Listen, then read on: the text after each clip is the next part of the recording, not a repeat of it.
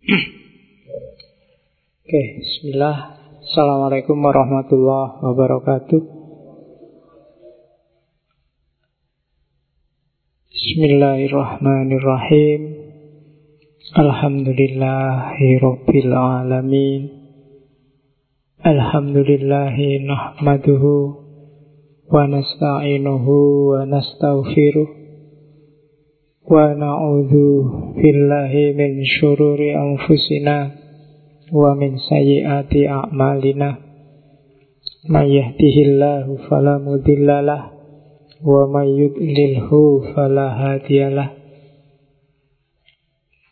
Allahumma sholli wa sallim wa barik ala habibina wa syafi'ina Sayyidina wa maulana Muhammadin wa ala alihi wa ashabihi wa ala manittaba'a huda. Amma ba'du. Bismillah, mari kita lanjutkan ngaji filsafat kita. Khususnya malam ini kita harus menyamakan frekuensi dulu, karena tema kita Hasrat Inayat Khan. Ada beberapa poin pemikirannya Inayat Khan, nanti butuh kearifan tersendiri. Makanya kita harus menyamakan frekuensi dulu. Karena Inayat Khan ini salah seorang tokoh sufi yang sukses dengan gerakan, ajaran, dan musiknya, baik di timur maupun di barat. Jadi dan pikiran-pikirannya nanti dikenal sebagai tasawuf universal. Satu-satunya gerakan tasawuf yang bahkan bikin orang non-muslim pun pingin ikut. Jadi nanti anggota gerakannya itu beberapa di antaranya non-muslim. Makanya sudah bisa dibayangkan nanti gaya mikirnya seperti apa. Maka saya minta frekuensinya disamakan, biar nanti nggak salah frekuensi terus nesu-nesu. Sekarang kan orang gitu, karena frekuensinya beda terus marah-marah, nggak ngerti level ngomongnya di mana. Hari ini kita ketemu beliau, Hasrat Inayat Khan. Ini salah satu tokoh luar biasa yang dilahirkan oleh India. Jadi India itu memang salah satu negara, salah satu wilayah yang sangat subur secara spiritual. Baik India dulu maupun India sekarang. Kalau India dulu mungkin Nusantara itu masuk bagiannya. Itu yang bikin dulu Belanda menyebutnya Hindia Belanda. Karena memang kita masih ada di bagian itu. Kemarin waktu Tagore kan kelihatan wilayah mana saja yang dulu awalnya India. Maka malam ini setelah kemarin ketemu Tagore yang agak dekat ke Hindu, minggu-minggu lalu sekarang kita ketemu Inayat Khan. Jangan salah, di India ada dua orang sufi besar yang namanya Inayat. Yang satu Inayat Khan ini yang lebih muda. Jauh sebelumnya ada syekh yang lebih tua, Syekh Inayat. Syekh Inayat ini nanti jadi gurunya sufi besar juga di India, namanya Bule Shah. Pernah dengar enggak? Enggak pernah ya? Ya, asing. Bule Shah ini sufi besar juga, terkenal. Yang saya ingat dari Bule Shah itu namanya. Bule itu kalau di India artinya lupa. Jadi memang ini gelar dari gurunya. Jadi Bule Shah ini anaknya sufi juga, namanya Muhammad Shah. Sejak kecil mungkin karena bapaknya sufi, dia banyak belajar ilmu macam-macam dan sakti luar biasa ceritanya. Dia punya banyak karomah, tapi dia merasa kering dengan segala kelebihannya. Ya mungkin kayak zaman Sunan Kalijogo yang masih jadi berandal, ini kan juga sakti, tapi dia merasa kering. Terus dia nyari guru. Ada orang menunjukkan, carilah Syekh Inayat. Dia nyari Syekh Inayat, tidak ketemu-ketemu, sampai suatu ketika dia lihat ada orang tua panen mangga. Jadi dia punya mangga di depan rumahnya. Terus orang tua itu naik, ngambil mangga satu, turun lagi, ngambil lagi, turun lagi. Bulesah ini yang nama aslinya Abdullah itu kasihan. Kasihannya orang tua ngambil mangga satu-satu, tak bantulah dari jauh, pakai ilmunya. Jadi mangga itu cuma dilihat dari jauh dan rontok semua. Iya, karena dia agak punya itu. Orang tua yang melihat mangganya rontok semua, langsung nyari sumbernya, langsung lihat Bulesah. Langsung dia mendelik itu ya, bahasa Indonesianya. Melotot. Dimarahi luar biasa si Bulesah ini. Bulesah pura-pura nggak ngerti. Loh kok, kenapa kok melotot ke saya? Salahku apa gitu? Kamu berani-beraninya menjatuhkan semua manggaku. Apa mbok anggap dengan itu aku terima kasih? Aku justru marah. Karena dengan kamu rontokkan semua, yang harusnya belum dipetik juga ikut rontok. Yang masih muda-muda juga ikut rontok. Dan Bulesah masih bilang, enggak, saya nggak ngerti apa-apa kok, itu rontok sendiri. Kamu malah bohong lagi sekarang. Ya tadi yang jatuhin itu pakai ilmu siapa kalau bukan kamu? Terus ya Bulesah terus, yalah minta maaf, jenengan ini siapa sih? Namaku Inayat. Terus dari situ terus si Bulesah ini tunduk di depan Syekh Inayat, cium tangannya, ya sampean yang saya cari selama ini. Lu ngapain kamu cari-cari saya? Saya itu gelisah. Ngapain kamu kok gelisah? Saya sedang nyari Tuhan. Tidak ketemu-ketemu sampai sekarang. Dan ketawa terbahak-bahak Syekh Inayat. Goblok katanya Syekh Inayat. Ya kan? Loh, emangnya Tuhan itu hilang kok kamu cari? Apa kamu lupa kalau Tuhan itu ada di mana-mana? Kalau Tuhan itu segala yang kamu lihat itu di sekelilingmu itulah Tuhan, apa ya kamu lupa? Lupa kalau bahasa Indianya kan boleh. Dan sindiran dari Syekh Inayat ini bolak-balik bilang, apa ya kamu lupa? Apa kamu tidak ingat? Itu terus akhirnya dipakai sebagai nama. Jadilah beliau Syekh Bulesah. Jadi Syekh yang sah, yang pelupa. Itu Syekh Inayat yang satu. Malam ini kita ketemu beliau. Syekh dahsyat yang satunya lagi, Hazrat Inayat Han. Hazrat itu gelar juga, artinya kehadiran, keberadaan.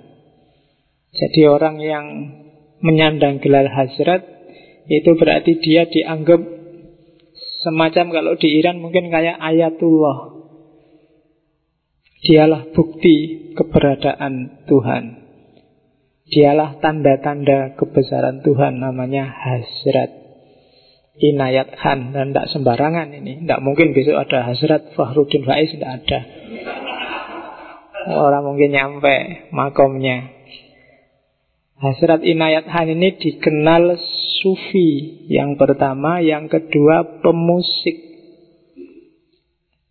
Meskipun musik dia mungkin sangat beda dengan musik di mata kita.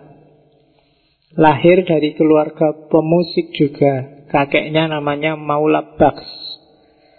Aslinya bukan Maula Baks tapi Colekan. Saya tidak tahu, jangan-jangan masih marga sama Saruh Khan.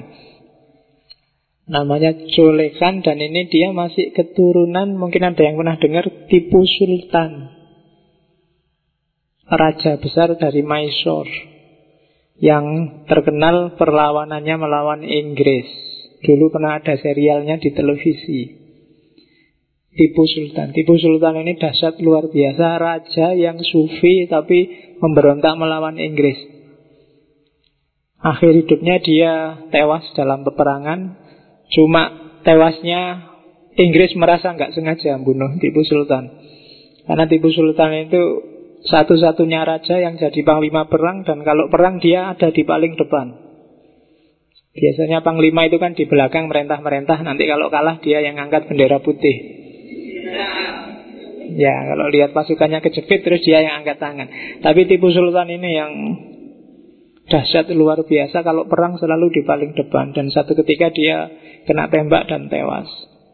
Inggris tidak ngerti kalau rajanya sudah tewas. Baru besoknya ketika diumumkan tipu sultan telah tewas, baru Inggris ikut mengupacarakan pemakamannya dengan hormat.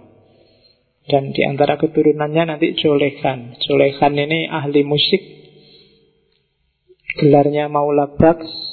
Gelar ini dikasih oleh Syekh Mu'inuddin Sisti dari Torekot Sistiyah, karena sufi juga.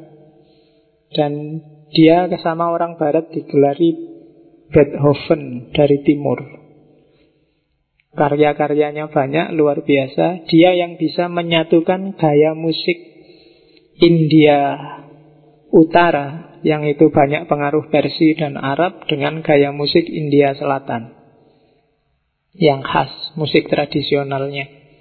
Nanti dengan bimbingan kakeknya, Inayat Khan mewarisi bakat musiknya, termasuk nanti belajar sufi.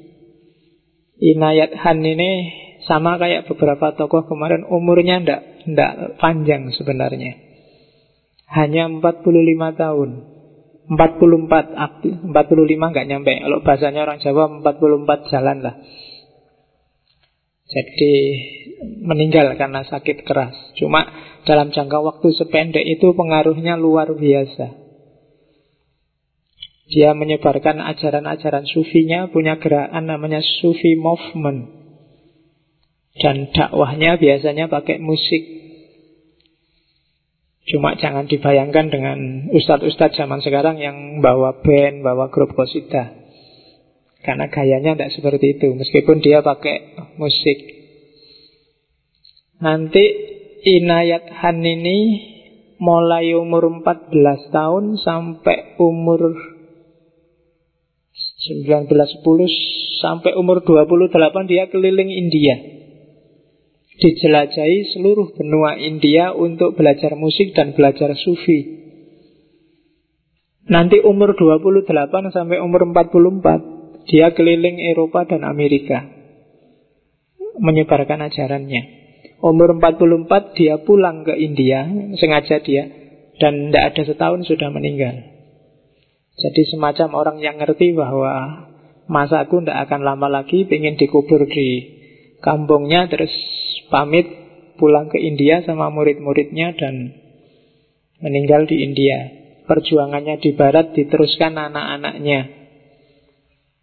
Yang paling terkenal ya Pir Wilayat Khan. Nanti ada kakaknya, ada kakak sulungnya perempuan. Yang saya ingat namanya Nurun Nisa Inayat Khan. Dia sangat dikenal di barat, bukan apa-apa, dia jadi pahlawan di Inggris.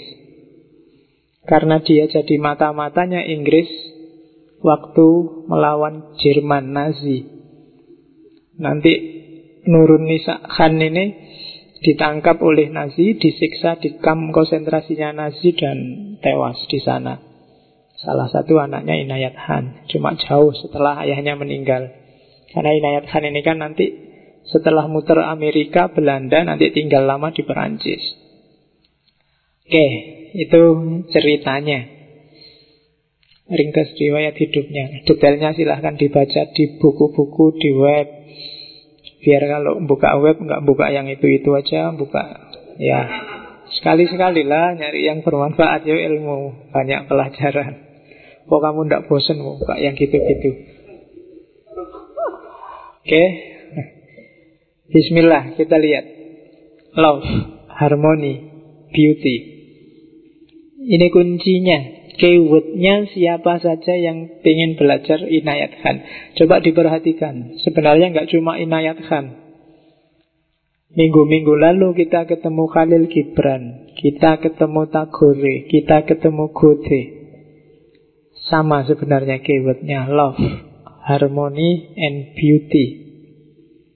Cinta, keselarasan, keseimbangan, kewajaran, kealamian, dan beauty, keindahan. Mereka yang tidak kenal 3 hal ini, mending jangan jadi manusia.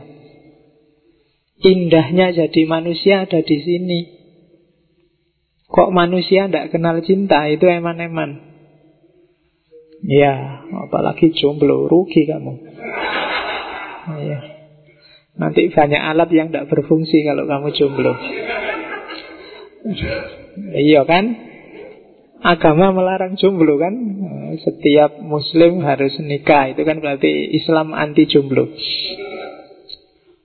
Oke, ya meskipun jangan kesusu, siap-siap dulu. Jadi love, cinta. Ya tidak harus cinta lawan jenis. Kalau katanya Inayat Khan, manusia paling bahagia di dunia adalah mereka yang bisa jadi teman siapa saja dan apa saja. Kalau kamu bisa jadi teman siapa saja dan bahkan bisa jadi teman apa saja, pasti kamu bahagia. Ketidakbahagiaanmu biasanya karena kamu nggak cocok sama siapa, nggak seneng sama siapa, nggak enak dengan apa. Itu berarti nggak cinta sama apa. Tapi begitu kamu cinta sama siapapun dan apapun, begitu kamu friendly, CS sama siapapun dan apapun, hidupmu pasti bahagia. Love. Kalau kamu sudah begitu, yang terjadi pasti harmoni, nyaman, hidupmu stabil, selaras. Kalau sudah selaras, pasti beauty, pasti indah. Kamu tidak butuh apa-apa lagi. Hidupmu sudah indah luar biasa. Jadi love, harmoni, beauty. 3 hal inilah yang dibawa oleh Inayat Khan ke barat. Orang barat miskin di sini. Jadi orang barat itu kan selalu rasio yang keras, kapital yang beku, sains yang kaku. Cinta tidak bisa masuk dalam skema sains barat. Apalagi harmoni. Harmoni itu terjadi kalau orang hidup sejajar dengan alam, sejajar dengan sesama. Tapi sains kan tidak. Paradigma sains itu paradigma manusia yang di atas segalanya. Asal nyampe akan diteliti, dieksplorasi, digunakan untuk kepentingan manusia. Itu paradigma sains. Dan itu diingatkan oleh tradisi timur dengan harmoninya. Masa iya sih kita harus berdiri di atas alam? Bukankah kita bagian dari alam? Nanti ada filosofi musik yang mengarah ke sini. Dan yang terakhir beauty, keindahan. Keindahan ini menjelaskannya susah, tapi bisa kamu rasakan. Keindahan itu tidak ditentukan oleh fisiknya. Berangkat ke sini, hujan-hujan, gerimis-gerimis, terus kamu nyari tempat cepet-cepetan, pingin itu, ketika dirasakan kamu pontang-panting, tapi begitu dibayangkan rasanya indah. Iya ya, dulu zaman saya ngaji malam-malam, gerimis-gerimis, wah. Coba nanti rasakan kalau tua, itu jadi kenangan yang indah luar biasa. Meskipun ketika kamu ngalami, kamu mungkin misuh-misuh.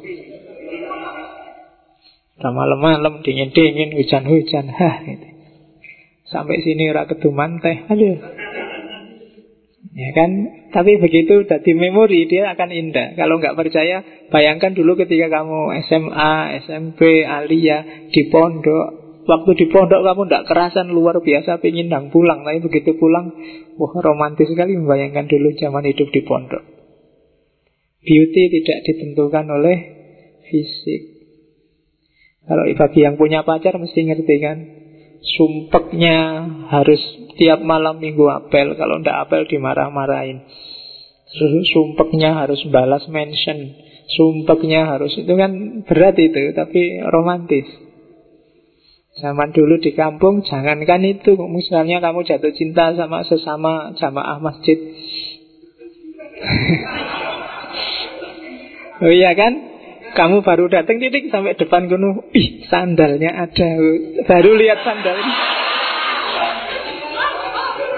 Iya kan? Indah loh itu, kamu baru lihat sandalnya aja kan, mesti ada di dalam. beauty. Mungkin sandalnya jelek, sandal jepit yang lama yang sudah nggak anu, tapi sandalnya ada di sini berarti orangnya ada nih. Jadi beauty indah akan jadi kenangan yang luar biasa. Dan hidup dengan nalar semacam ini akan indah. Love, harmony, beauty. Keywordnya sebelum masuk passwordnya ke Inayat Khan. Saya tadi ingin menyamakan frekuensi. Sekarang kita masuk ke sini. Seperti kata-katanya Ali bin Abi Thalib, termasuk pada orang beragama lain. Katanya Ali bin Abi Thalib, seandainya orang lain itu tidak seagama denganmu, dia sama-sama manusia kayak kamu. Jadi kalau kamu mau ngamuk, mau marah gara-gara beda agama, jangan lihat beda agamanya, lihat aja dia podo menungsone. Ada dan sangat banyak dimensi yang sama di luar urusan formalitas beragama. Oke, kita lanjutkan. Dan di antara beauty itu, care dengan dirimu, care dengan lingkunganmu, termasuk cinta jasmani juga termasuk keindahan. Makanya kamu harus makan, harus minum, silahkan diminum. Ya.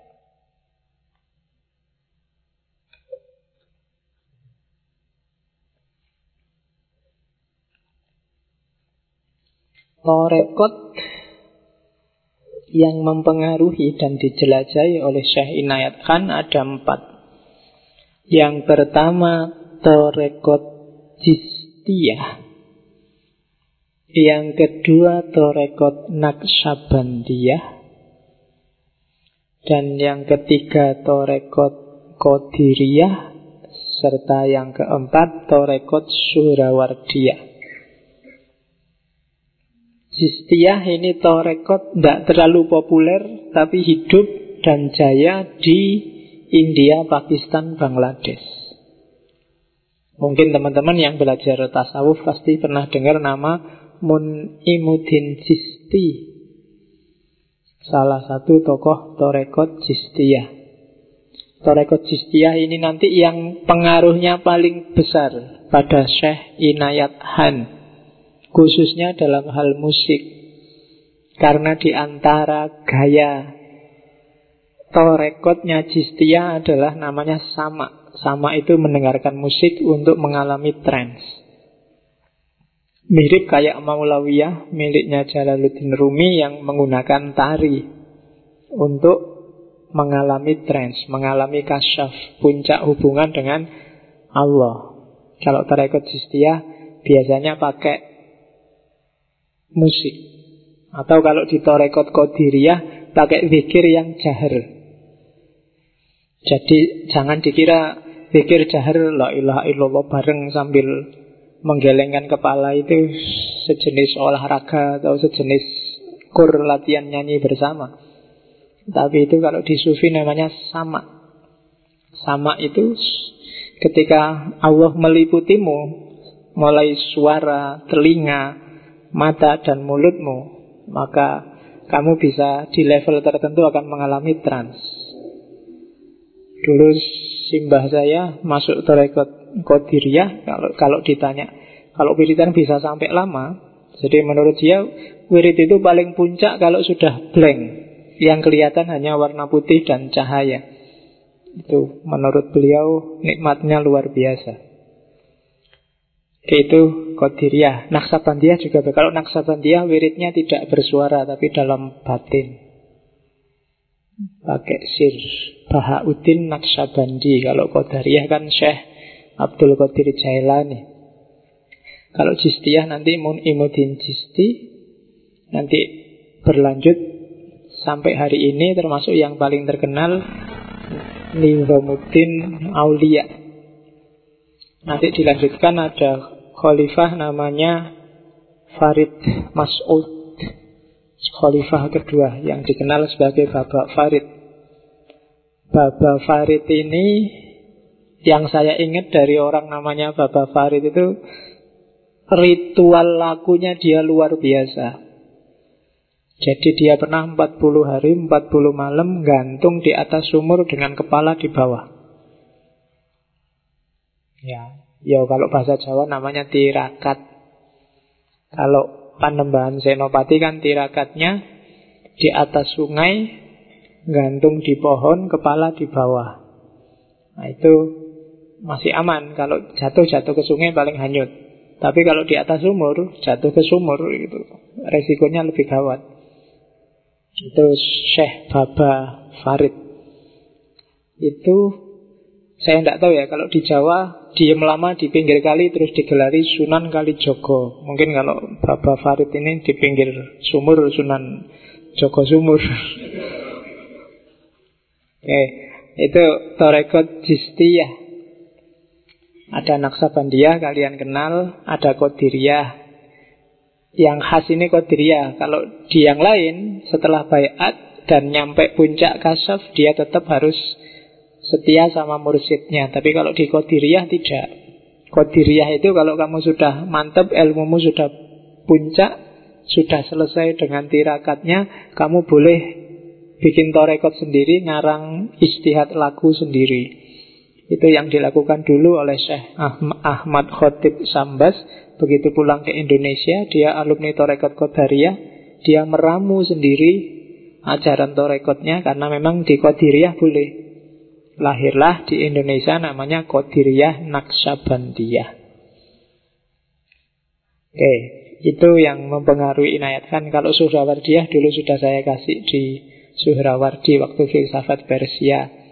Jadi ini mewarisi tradisi filsafat perennial yang diyakini diwariskan sejak Nabi Idris atau Hermes, yang nanti secara transmisi terus ke bawah sampai pecah dua, tradisi Yunani Mesir dan yang kedua tradisi Persia kuno. Yang Yunani Mesir nanti kita bisa ketemu Pythagoras, Empedokles, Plato, Plotinus. Sampai belakang ketemu antara lain Zunnun al-Misri atau Sahel Tustari. Itu yang mewarisi tradisi perennial versi Yunani Mesir. Nanti yang versi Persia lebih banyak lagi, tokoh-tokoh Zoroastrian, Manikean. Kalau Sufi ya ketemu Al-Hallaj, Abu Yazid Bustami. Itu yang mewarisi tradisi Persia kuno, Iran. Dua tradisi ini nanti yang disatukan oleh Suhrawardi. Dan nanti gaya Suhrawardi ini ditambah gaya Yunani yang peripatetik, melahirkan Mula Sadra dan seterusnya. Itu transmisi keilmuan. Dan itu antara lain nanti diwarisi juga oleh Syekh Inayat Khan. Jadi gurunya banyak dari banyak torekot. Padahal umurnya cuma 45 tahun loh. Itu berarti umur 14 tahun yang tadi dia muter-muter berguru ke banyak sekali guru torekot, dia sekaligus melakukan laku sufi. 14 tahun kalau di Indonesia berarti SMP ya. SMP kelas 3 lah. Itu sudah jadi sufi. Kalian kuliah semester 14 belum apa-apa. Ya. Jadi orang besar itu bisa dilihat. Kalian umur berapa sudah jadi apa. Dulu Soekarno seumurmu sudah melakukan apa, Habibie seumurmu melakukan apa. Itu kelihatan bisa jadi apa. Cuma ya tidak mesti sih. Kamu berdoa aja lah, siapa tahu. Ya. Oke. Jadi 4 torekot ini yang mewarnai. Yang paling besar mewarnai memang torekot Jistiyah.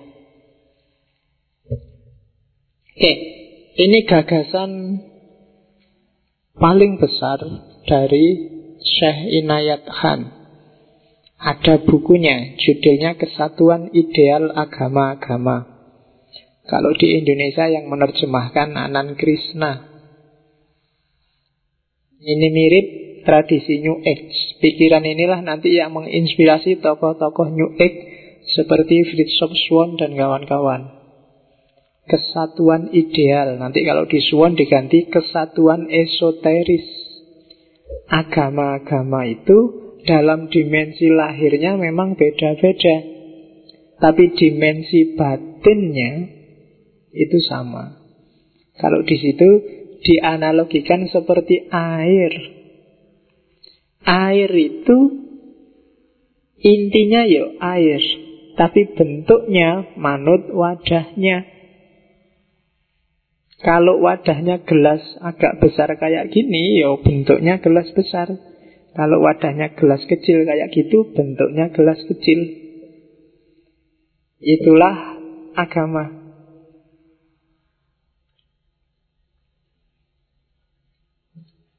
Manusia yang ngasih nama, manusia yang ngasih bentuk. Kadang dibentuk sungai, kadang dibentuk danau, kadang dibentuk laut. Tapi kebenaran esensialnya cuma satu. Ironisnya, katanya Inayat Khan, banyak orang berkelahi karena bentuk luar. Jadi orang-orang selalu lihat wadahnya, selalu lihat gelasnya. Apa kalian tidak ngerti, meskipun ini gelas besar dan itu gelas kecil, isinya podo teh. Yang bikin juga takmir yang sama, diambil dari panci yang sama. Kalau nggak percaya, cobaan. Kamu tidak harus tawuran, tidak harus protes, kok gelasku cilik. Kalau kurang ya ambil lagi aja, kalau masih ada. Hari ini kita sering perang gara-gara gelas, gara-gara sungai, danau, laut. Airnya sebenarnya sama. Jadi ada kesatuan ideal. Di level ideal, agama-agama itu satu warna. Ideal Islam dan ideal Kristen dan ideal Hindu dan ideal Buddha sama, katanya Inayat Khan. Silahkan dicek.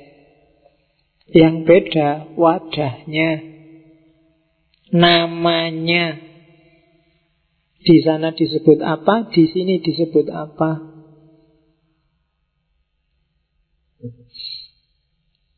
Jadi oleh karena itu, katanya Inayat Khan, tidak perlu tawuran tentang agama. Rukunlah. Di antara misinya Inayat Khan itu gimana antar umat beragama, ayo rukun.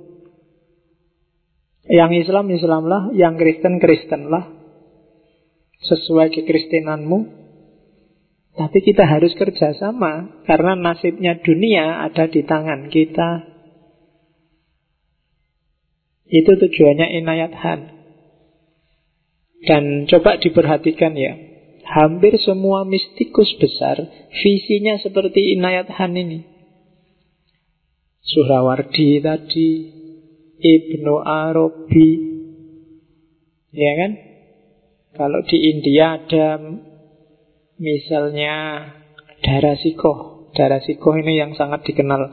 Nanti yang pikiran-pikirannya berpengaruh pada Akbar Agung. Mungkin ada yang rajin nonton Joda Akbar.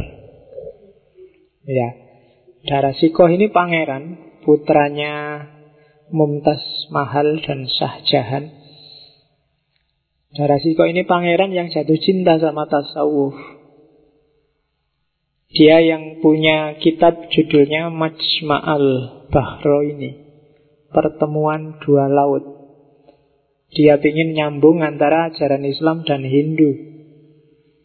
Bagi dia substansinya sama, arahnya sama. Itu Darasikoh. Cuma nanti gara-gara persaingan politik, dia diberontak oleh adiknya sendiri, Aurangzeb. Jadi Aurangzeb ini memanfaatkan para ulama formalis. Nanti Darasikoh yang pangeran putra mahkota ini dituduh murtad, bid'ah, dan dihukum mati. Di tahun pertama ketika adiknya naik jadi raja.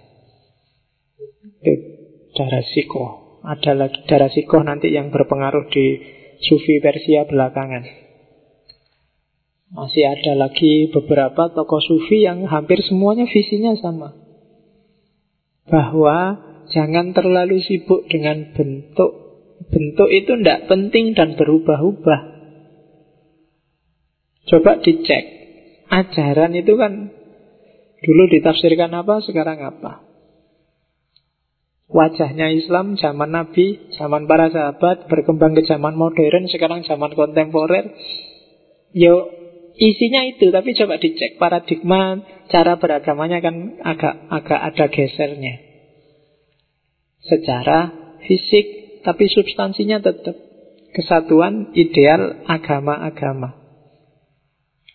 Oke. Tugasnya agama, katanya Inayat Khan, adalah mengembangkan jiwa kesatuan dalam pengetahuan tentang Tuhan dan cinta kepadanya. Coba dibaca kalimat itu, saya potong dari bukunya.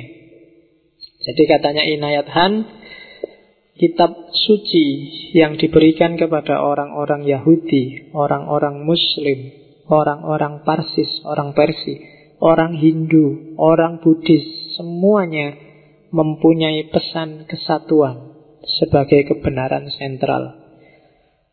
Kesatuan terjemahkanlah kalau di Islam jadi tauhid. Tetapi manusia begitu tertarik dan terpikat kepada puisi kitab-kitab suci itu, sehingga ia lupa kepada suara batini kitab-kitab suci itu. Jadi kita sibuk pada teksnya, pada puisinya, pada bunyinya, dan melupakan maknanya. Itu yang terjadi hari ini. Tragedi-tragedi besar agama, apalagi yang internal Islam sama Islam, itu biasanya gegeran karena beda baca puisinya. Ya kan? Rebutan enak-enakan baca puisi. Siapa yang paling bagus baca puisinya, dialah yang menang. Dan semuanya rebutan di situ. Jarang yang sibuk dengan maknanya. Selalu orang sibuk dengan bunyinya. Kamu lebih suka pacarmu bilang I love you meskipun batinnya entah suka apa enggak, daripada diem saja padahal suka. Ya kan? Kamu selalu nunggu-nunggu kapan yo ditembak, kapan yo nembak, kan selalu itu yang bikin kamu sibuk. Kamu nunggu manifestasi fisiknya. Kamu nunggu temanmu ngutangi kamu, baru kamu yakin dia sahabat sejati. Yang tidak mau ngutangi belum, pokoknya harus bantu dulu, ngutangi dulu, ngasih contekan dulu, baru sahabat sejati. Kalau tidak ya belum. Kamu nunggu manifestasi fisik, tidak sibuk dengan makna batin. Kalau ada orang nggak nyapa kamu anggap cuek, tidak peduli. Yang tiap hari basa-basi sama kamu anggap peduli. Yang begitu kamu posting like, semua like, yang like itu kamu anggap peduli. Padahal kadang-kadang like itu ya otomatis saja kan. Ya, setiap ada posting auto like. Dan kamu terima kasih sudah di like. Katanya siapa itu auto like kok, aku ndak nge-like. Nah, kan yang kayak gitu, itu karena kamu sibuk dengan fisiknya. Orang kamu sebut soleh kalau kelihatan akan cepat-cepat ke masjid pakai sarung, pakai kopiah, pakai sorban. Kalau tidak percaya coba ya, kalau kamu ke masjid besok pakailah itu, atau pakai jubah putih yang agak besar. Kamu pakailah sorban, bawa sajadah, terus bawa tasbih yang agak besar. Masuk masjid jangan awal, agak belakangan, terus pakai minyak wangi yang agak banyak. Tak jamin orang-orang rebutan salaman mesti. Ya kan? Kita lebih terpesona oleh fisik. Itu yang digelisahkan oleh Inayat Khan. Kitab suci juga begitu. Kita lebih sibuk membahas puisinya. Maknanya kering. Maka jangan sampai terjadi ada MTQ digalakkan di mana-mana tapi maknanya nggak dipahami. Itu sama dengan kamu melaksanakan lomba baca puisi. Itu kan enak-enakan baca puisi, tapi puisi isinya apa ya mbuh. Yang penting panjang pendeknya pas, tajwidnya pas, kan gitu yang diincer. Nggak apa-apa sih, nggak salah yang kayak gitu, tapi itu baru setengah jalan. Harus masuk ke balik itu. Dia kan hudan, Tibyan, Furqon. Tidak akan dia jadi hudan dan furqon kalau hanya cuma dibaca puisinya. Dan kalau sudah masuk ke dunia batinnya teks, dunia batinnya kitab suci, kalian akan ketemu banyak sekali tradisi agama-agama lain yang senada dengan kitab sucimu. Jadi jangan cuma mementingkan bajunya. Oke, terus dari situlah nanti Inayat Khan merancang namanya universal sufisme.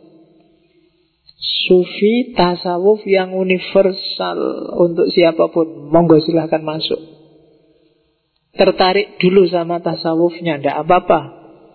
Tadi di depan saya ceritakan beberapa bahkan banyak anggota gerakan universal sufismenya Hazrat Inayat Khan itu non-muslim malahan. Dia jatuh cinta dengan pikiran-pikirannya Inayat Khan. Tidak masalah. Lama-lama akan dapat hidayah. Masuk aja dulu. Jadi universal sufisme itu nanti yang kalau di Ibnu Arabi disebut agama cinta. Jadi bukan sekedar agama label, bukan sekedar agama KTP, agama fisik, agama pengakuan, tapi agama cinta. Tidak formalitas, tapi dalam. Ini menjelaskannya agak susah, tapi rasakan saja bahwa secara spiritual kamu dan manusia yang lain itu hakikatnya sama. Ketika Allah bilang wa nafakha fihi min ruhi, itu kan tidak untuk rohnya orang Islam aja kan?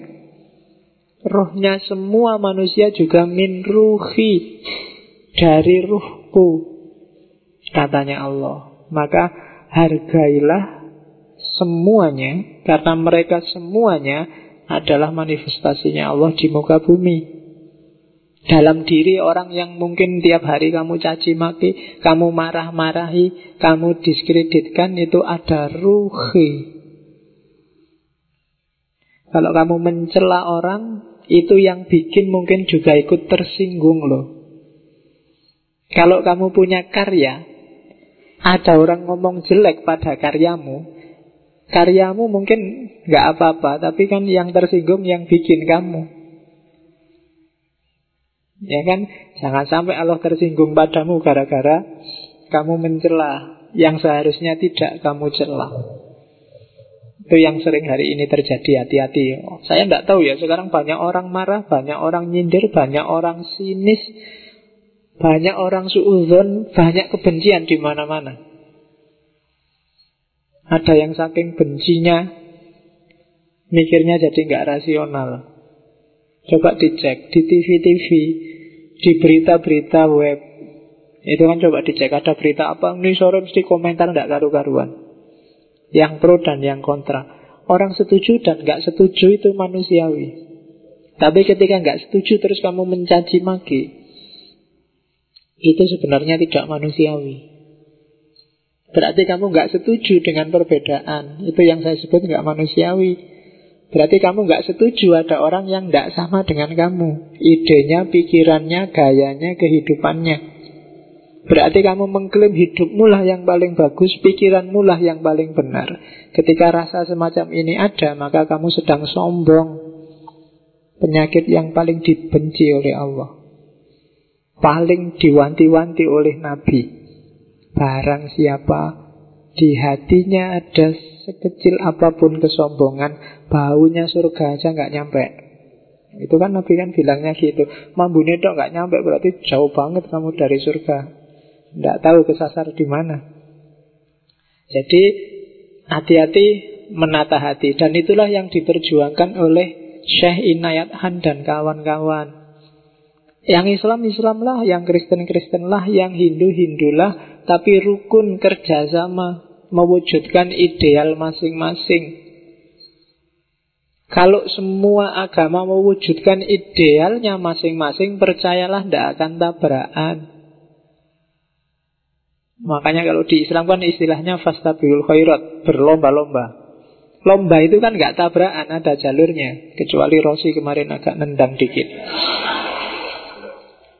Coba pakai jalurnya sendiri kan nggak ada. Salah dewe ndak lihat terus nendang ya, jadi masalah. Coba Rossi kemarin sesuai jalurnya aja, sesuai hitohnya bablas itu mungkin yo iso lah tanding. Tapi salah dewe. Kamu juga gitu, jangan sampai blunder. Ya kan? Jangan capek lihat wadahnya yang lain deh. Kamu nggak usah sirik lihat gelasku besar terus-terusan. Ya kan? Nggak apa-apa gelasmu kecil, nikmati aja. Nikmatnya kamu, tehmu yang gelas kecil itu akan turun separuh kalau kamu sirik dengan gelasku yang besar. Coba aja kalau nggak percaya. Karena kamu minum itu sambil ngelirik gelasku, gelasnya gede.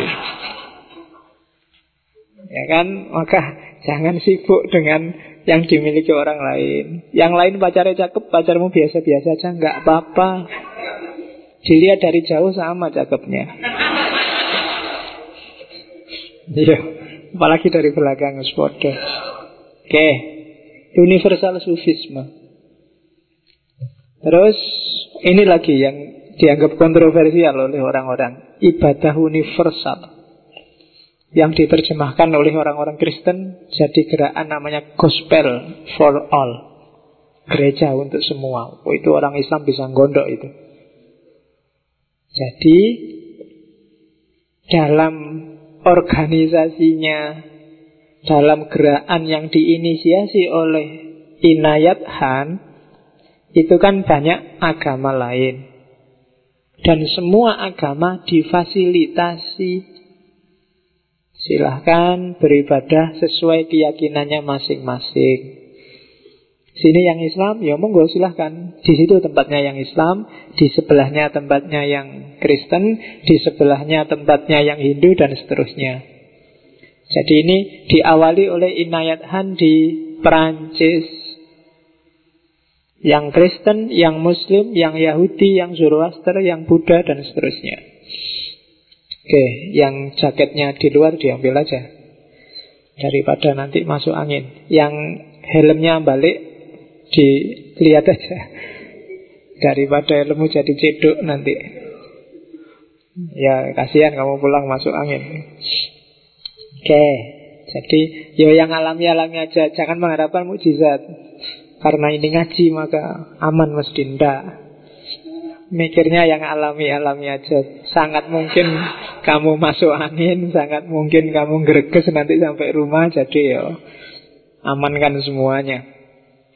Oke, jadi sufisme universal, pray for all, ibadah universal. Itu misinya Inayat Khan. Jadi bisa nggak sekarang di sini orang Kristen yang beribadah, orang Kristennya selesai, yang Islam datang bawa sajadah, sholat di situ, terus yang Hindu bawa patungnya, titik sebentar saya belum ibadah.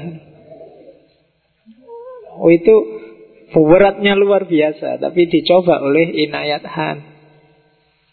Ya mungkin malaikatnya ganti-ganti, Islam datang terus kali. Oh ganti sudah malaikatnya, yang satu yang Kristen datang, terus malaikatnya yang Hindu datang, mungkin gitu. Tapi tidak masalah toh kayak gitu. Jadi salah satu cara yang dilakukan oleh Inayat Khan untuk membangun harmoni hidup yang selaras. Karena diakui atau tidak, mau atau tidak, kan kita bareng di dunia ini sama mereka. Allah mengizinkan kita hidup, juga mengizinkan mereka hidup. Kalau Allah nggak mengizinkan, tidak ada orang yang beda sama kita. Berarti Allah mengizinkan mereka ada. Tanggung jawab kita sebagai khalifah, ayo diapain sekarang? Ada yang beda loh. Oh, itu butuh kecerdasan universal, butuh kecerdasan, toleransi, pemahaman, dan seterusnya. Dan itu dicoba disebarkan oleh Inayat Khan. Ini tahun-tahun awal abad 1910. Inayat Khan itu meninggalnya 1926. Ya. Jadi dicoba, hatinya dibuka seluas-luasnya, formalisme beragamanya dilampaui. Kalau kalian bisa ini, hidupmu lebih nyaman. Kalau enggak, kamu akan gelisah sendiri. Banyak hal yang, apalagi sekarang matanya orang kan selalu melihat segalanya dengan curiga. Ngaji filsafat, apa maneh kuwi, mesti sesat ya, mesti. Maksudnya gitu kan? Wah, ngaji kejawen. Kejawen itu ndak Islam, mau ngaji di masjid. Wah, tasawuf, apalagi itu.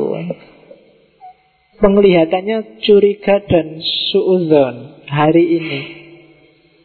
Jangankan ngerti isinya, baru dengar judulnya marah kan banyak sekarang. Ya kan?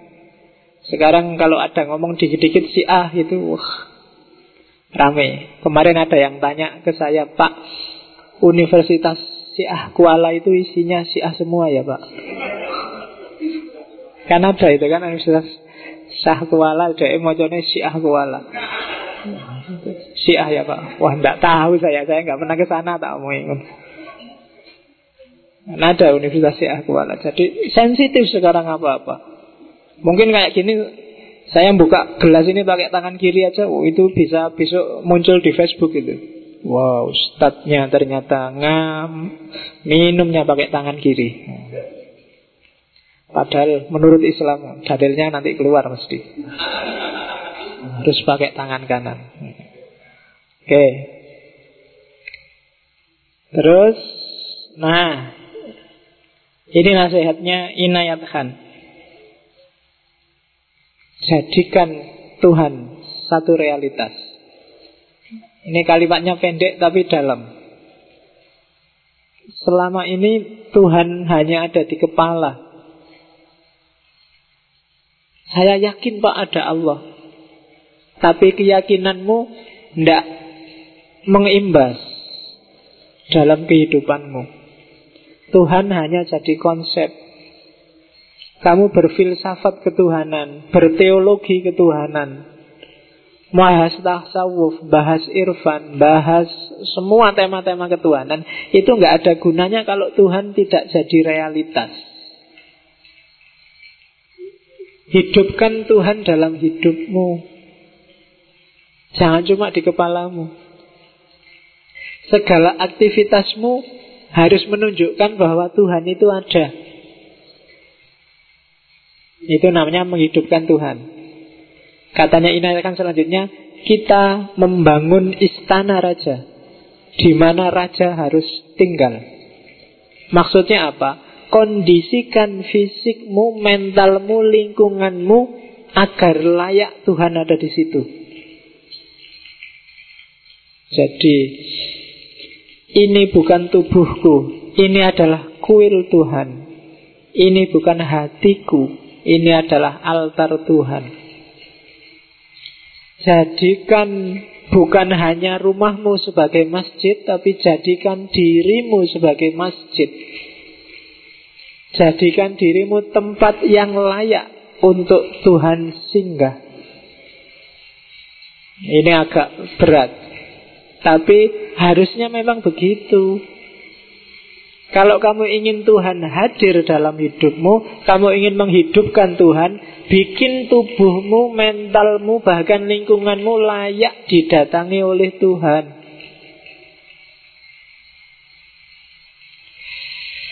Apa iya Tuhan mau datang kalau kamu bangunnya jam 7:30 pagi? Apa iya Tuhan mau datang kalau sehari-hari kerjaanmu nongkrong, gitaran, ngerokok, apalagi, ya kan? Apa ya kamu merasa pantas Tuhan datang dalam kondisi fisik dan mentalmu yang seperti itu? Makanya katanya ini kan, ayo dong bangun istana seindah mungkin bagi raja, karena dia raja segala raja. Kalau kamu beriman Allah itu ada, Tuhan itu ada, wujudkan Allah. Biar Allah wujud, bangun fisik dan mentalmu agar layak Allah itu wujud. Selama ini kita sudah terlalu capek diskusi mana benar, mana salah, mana yang baik, pikiran A apa pikiran B apa pikiran C. Bagi inayat kan tidak penting, semuanya baik. Hidupkan itu. NU baik, Muhammadiyah baik. Apalagi di Indonesia. Ya wis, semuanya baik. Sudah yakin baik, hidupkan itu. Jalani sebaik mungkin. Tidak usah capek-capek diskusi. Kesuwen diskusi nih. Allah tidak wujud nanti. Wujudkan aja Allah dalam hidupmu. Yes, ini jatahnya kamu introspeksi. Coba muhasabah. Kira-kira level Allah itu bisa nggak hidup dalam lingkungan mentalmu, lingkungan fisikmu, lingkungan sekelilingmu? Kalau enggak, ya sekarang mulai diperbaiki. Gimana caranya agar kamu layak ditamui oleh Allah, agar Allah pantas untuk datang padamu. Jadi, karena engkau adalah kuilnya Tuhan, kamu itu masjid. Masjid itu kan rumahnya Tuhan. Kenapa rumahnya Tuhan? Tadi Allah sudah bilang, wa nafakhu fihi min ruhi. Allah bersemayam dalam dirimu. Berarti dirimu adalah rumahnya Allah. Rumahnya Allah itu kan masjid. Engkau adalah masjid. Kalau masjid, kamu harus ngerti. Kayak di masjid-masjid itu loh, ada kapur putih ditulis red, batas suci. Kamu juga harus punya batas suci itu di mana. Kamu sendiri yang ngerti. Hati-hati, jangan sampai ada najis masuk. Kalau ada najis di dalam, apa ya Allah kerasan? Kan gitu. Jadi koleksi pikiran, koleksi ide, koleksi gagasan, tingkah laku fisik harus layak untuk Allah datang. Pikiran yang ngeres-ngeres, yang jelek-jelek, cepet-cepet disingkirkan. Nanti kalau Allah ngerti malu kan. Isin aku koleksi gambarnya gitu-gitu dok mas. Nanti Allah geleng-geleng kepala. Aduh. Iya. Mau masuk. Aduh. Iya kan. Jadi Allah sudah nunggu-nunggu kamu bikin layak gak layak-layak. Sholatnya juga aduh. Hazrat Inayat Khan itu dari anak biasa jadi sufi karena sampai umur 11-12 tahun dia merasa kering. Tanya ke kakeknya mau lebas. Kakek, saya itu sholat, puasa, tahajud, ngaji, tapi kok ndak ada rasanya yo kakek. Salah kuning di. Kakeknya baca ayat yang artinya dan Allah akan menunjukkan sanurihim ayatuna itu. Sanurihim ayatuna fil afaqi wa fi anfusikum. Jadi akan kita tunjukkan ayat-ayat kami di alam semesta dan juga dalam dirimu. Jadi itu kakeknya pingin jawab, kalau pingin ngerti, baca ayat-ayat di sekelilingmu termasuk pahami dirimu sendiri. Dari situ terus Inayat Khan tercerahkan. Iya ya, selama ini aku tidak pernah baca. Disuruh sholat, ya sholat aja. Disuruh puasa, ya puasa aja. Disuruh tahajud, ya tahajud aja. Padahal sholat, puasa, tahajud itu selama ini di pikiran termasuk kita kan rasanya kayak dagang. Kayak Allah nyuruh apa, kalau sudah tak laksanakan berarti aku berhak minta apa. Aku sudah sholat nih, aku sudah tahajud nih, besok skripsiku dibikin lancar. Ya kan, bahwa aku cepat dikasih pacar, bahwa aku kan selalu begitu kita transaksi sama Allah. Jadi, ya kan, mungkin Allah juga Allah kalau cuma minta itu, simple. Tidak penting itunya kalau bagi Allah. Loh kamu kenal benar nggak? Kadang-kadang kamu berdoa minta aja kan juga formalitas. Doanya juga apalan. Ya kan, biasanya ndonga ngono ya ndonga ngono. Ya kan, mintanya apalan ya, yang diminta mungkin ya males. Hatimu ndak hadir bahkan waktu minta. Maka jadikan Tuhan satu realitas. Ya kalau Inayat Khan, dari kasusnya Inayat Khan tadi berarti bacalah, pahami dirimu, pahami lingkunganmu, pilih alternatif terbaik yang kamu tahu. Pasti Allah akan hadir. Antara bangun subuh, bangun jam 3 tahajud, atau bangun kesiangan, yang bagus yang mana ya? Pilih sendiri. Antara jadi anak rajin, jadi anak cuek, apa jadi anak males, pilih sendiri.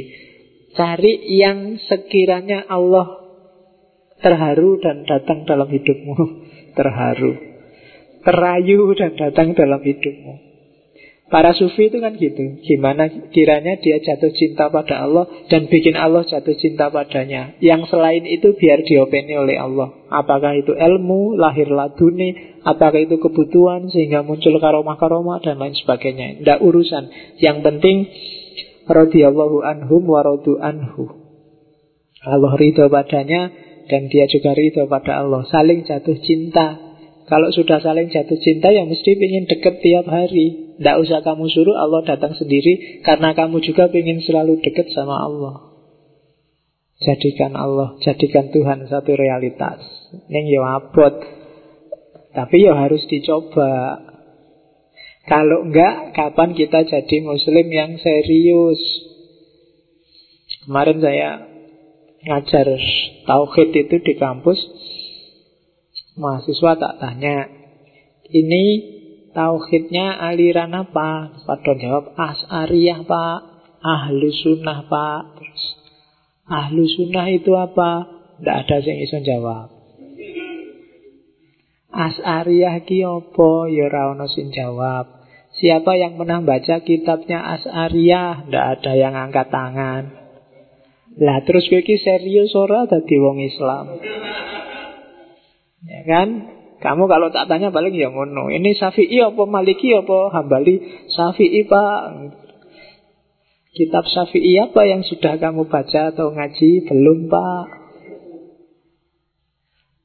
Jadi kalau kamu beragama aja nggak serius. Apa ya Allah mau datang? Ya kan? Oke, jadi ayo kita bangun istana bagi raja, segala raja.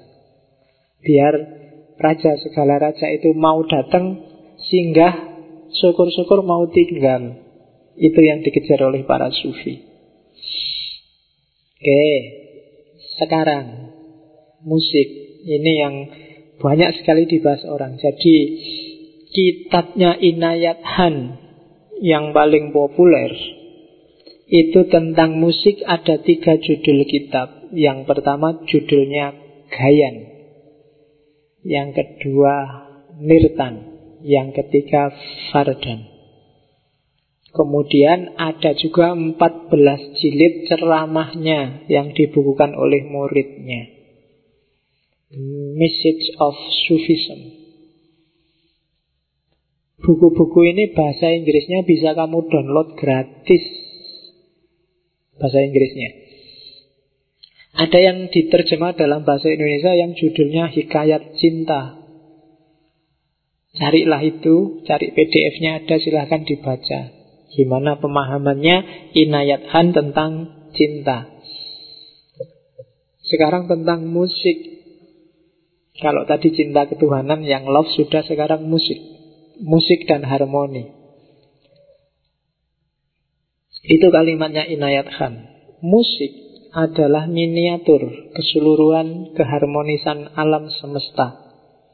Karena keharmonisan alam semesta adalah musik itu sendiri.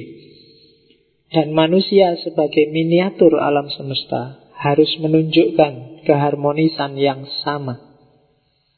Dalam denyut nadinya, dalam detak jantungnya, dan dalam vibrasinya. Dia menunjukkan ritme dan nada. Perpaduan nada harmonis atau tidak harmonis, kesehatannya atau sakitnya, kenikmatannya atau ketidaknyamanannya. Jadi katanya Inayat Khan, hakikat hidup kita, harmoni hidup ini adalah musik. Ada ritmenya, ada iramanya.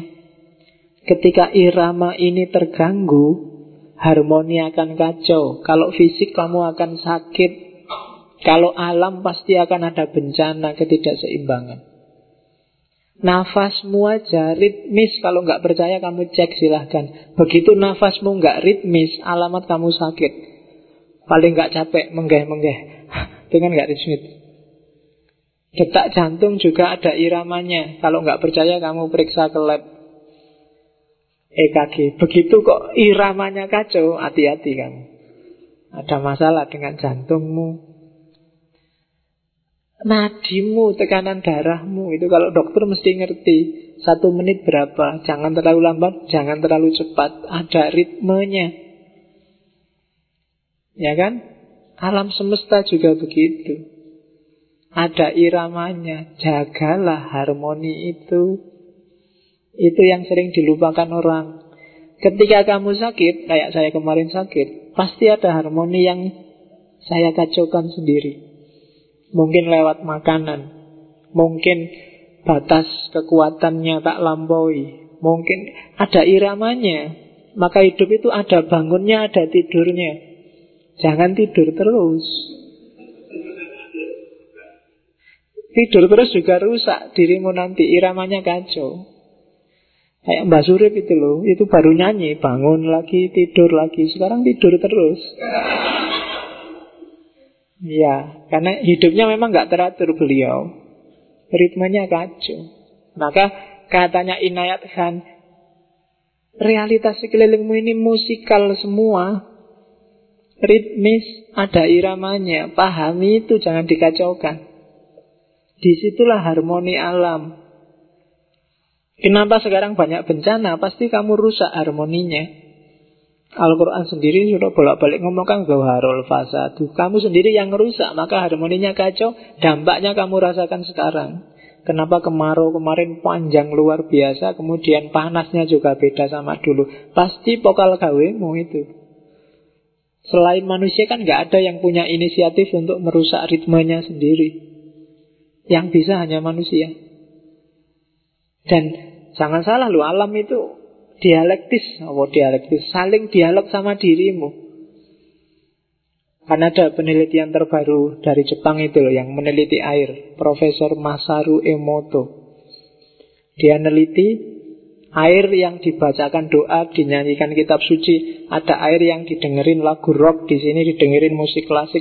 Nanti kristalnya berubah-ubah dan beda-beda. Air yang ditempeli tulisan terima kasih sama air yang dikasih tulisan pisuan apa fuck you apa gitu. Iyalah. Ya kan enggak apa-apa misu bahasa Inggris, nanti kalau bahasa Jawa Timur kacau nih. Ternyata kristalnya beda loh. Itu cuma ditempeli tulisan, apalagi dibacain. Jadi makanya orang Islam itu kan sebelum minum bacalah bismillah. Kiai-kiai kalau ada orang sakit apa saja dibacain Fatihah, diminumkan. Karena memang ada dialektika, ada hubungan. Itu baru air, belum mungkin udara juga begitu. Apalagi kalau masuk ke energi, medan energi. Makanya orang dulu nyuruh hati-hati nyari kawan. Berpengaruh medan energi. Jadi hati-hati ritme hidupmu, atur, ada harmoni yang harus kamu perhatikan. Jangan ngarang. Jadi ya sok-sok dengerin musik. Saya tidak tahu seleramu sekarang musik apa. Inayat Khan ini gelisah luar biasa. Setelah dia kembali dari barat, balik ke India. Dia mampir di Bombay di India. Ternyata musik sakral, musik indah versi dia sekarang rusak, tidak karu-karuan. Jadi iya, kayak di film-film India itu.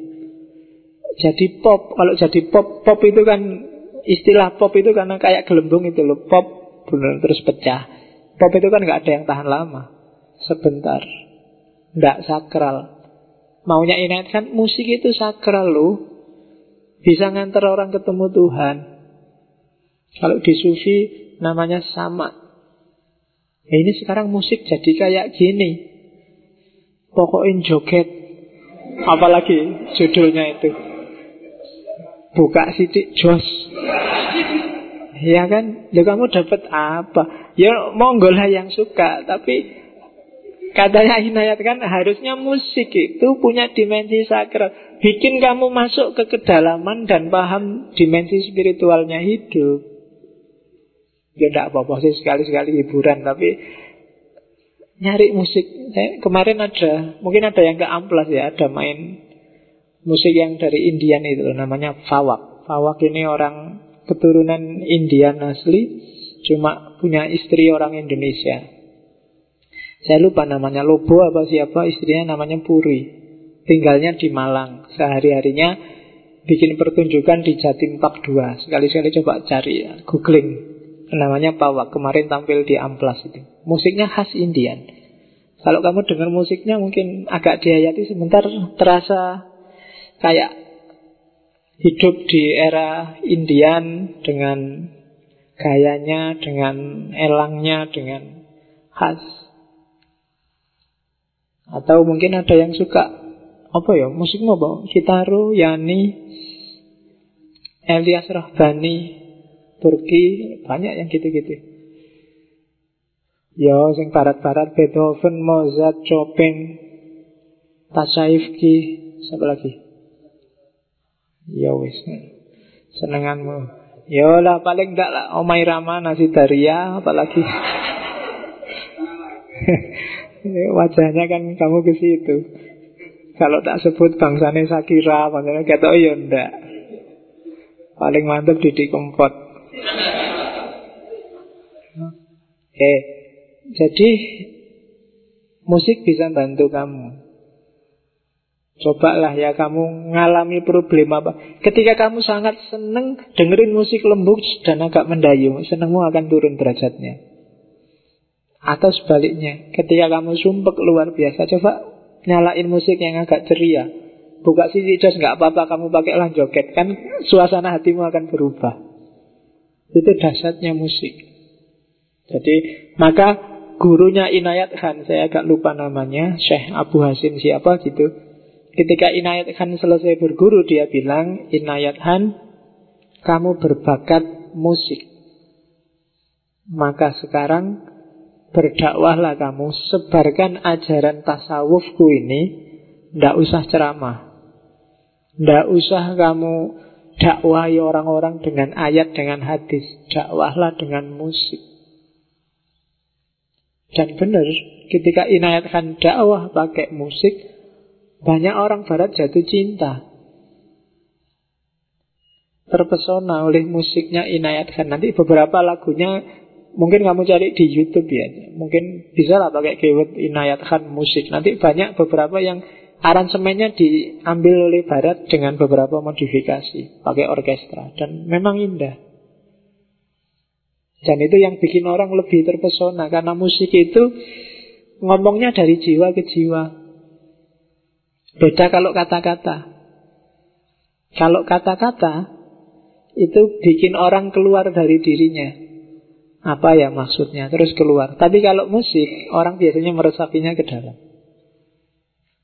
Terbayang waktu, teringat apa, itu kan di dalam semua.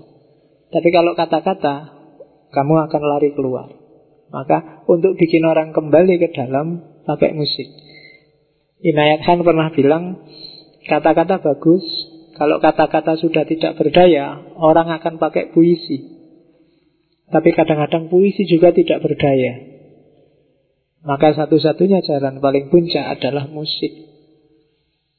Jadi kalau musik itu, apalagi yang tidak ada syairnya, itu setiap kali dibunyikan, dia jadi milik yang mendengarkan.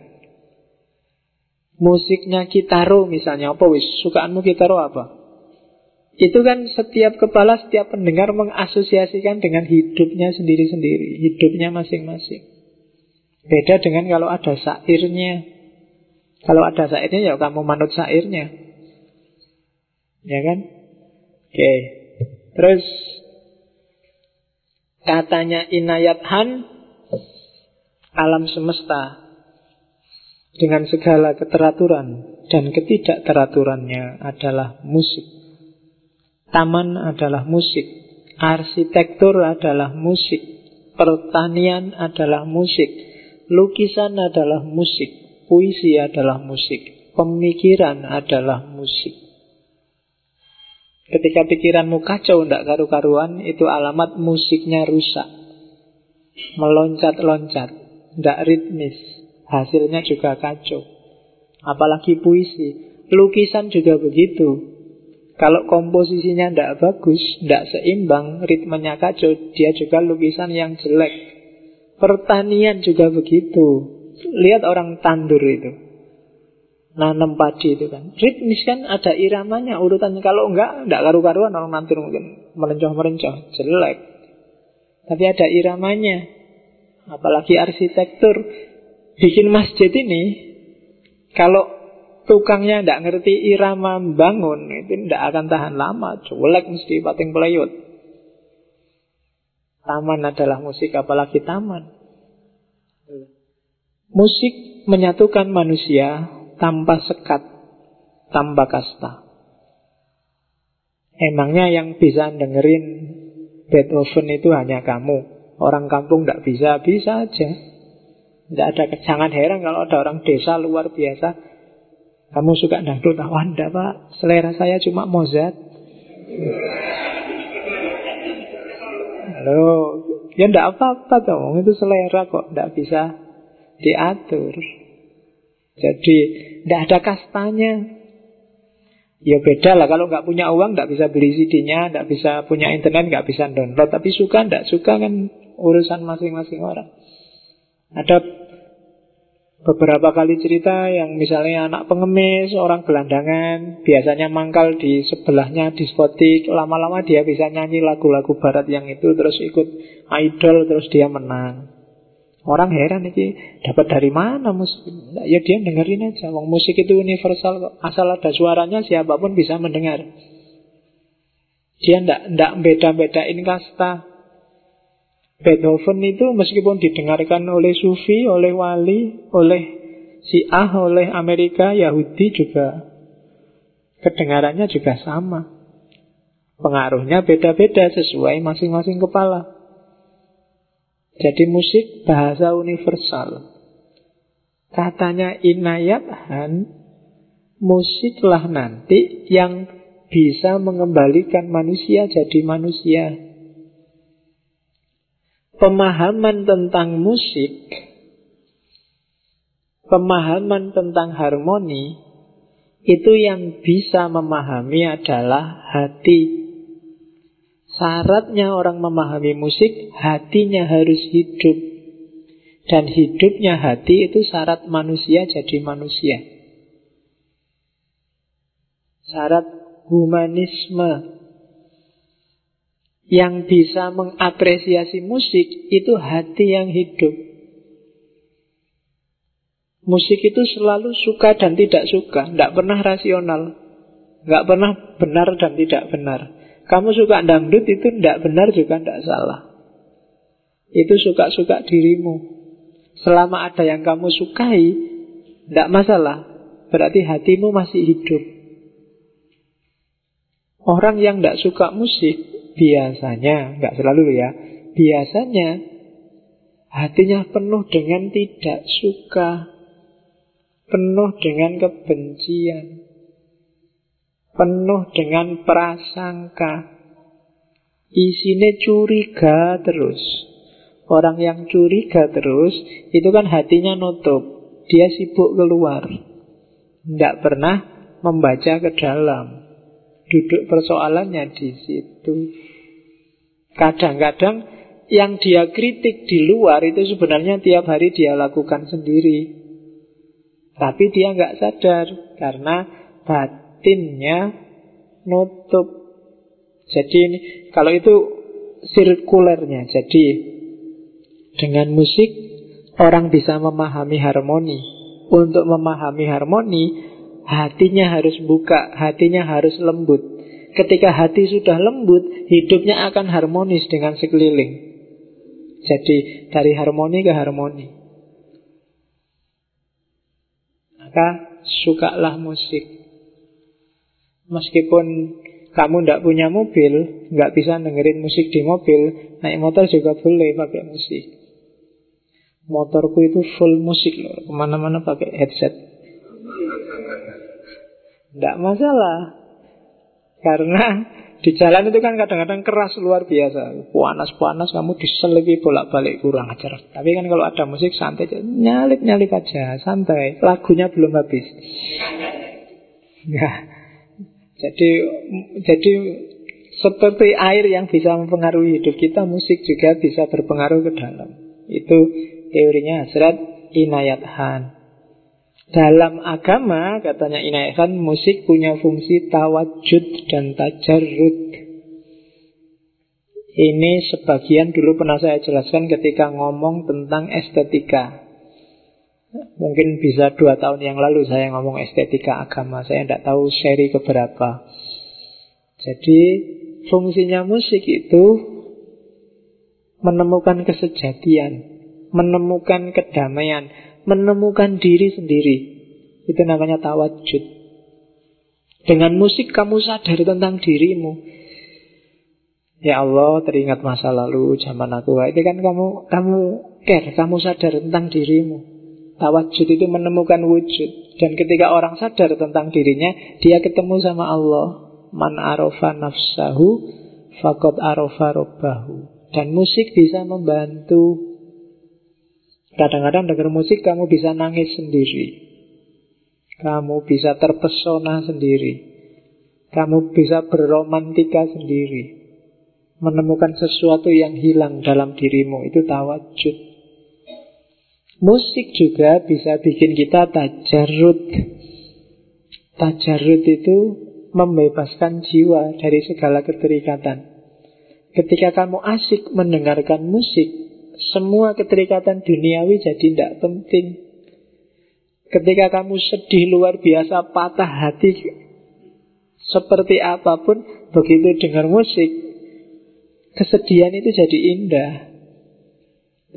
Dengar musik kamu ikut nangis, kan indah. Meskipun baru diputus, tidak apa-apa. Indahnya kan di situ. Romeo and Juliet itu kalau jadi kawin nggak indah. Indahnya karena dia nggak jadi kawin.